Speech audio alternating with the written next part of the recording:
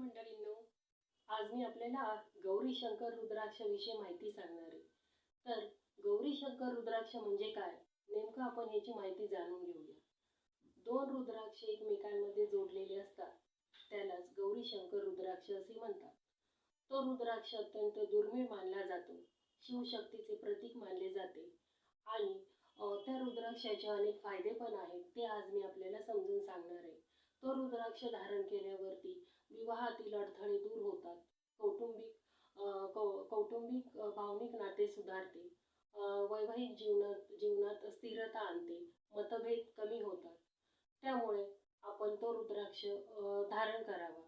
तसेच आपल्या आयुष्यामध्ये आर्थिक संकट वगैरे येत असतील, स्थिरता नसेल, बिझनेसमध्ये आपल्याला स्थिरता जाणवत नसेल, आर्थिक स्थैर्य नसेल, तर तुम्ही तो रुद्राक्ष धारण करू शकता.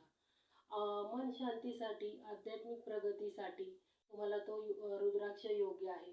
तसेच आरोग्य प्राप्तीसाठी तुम्ही तो रुद्राक्षाचा वापर करू शकता. शरीरामध्ये ऊर्जेचं संतुलन स्थिर राहते, रोगप्रतिकारक शक्ती स्थिर राहते, मानसिक शांती आपल्याला मिळते त्या रुद्राक्षाने. त्यामुळे तो रुद्राक्ष आरोग्य प्राप्तीसाठी तेवढा चांगला आहे.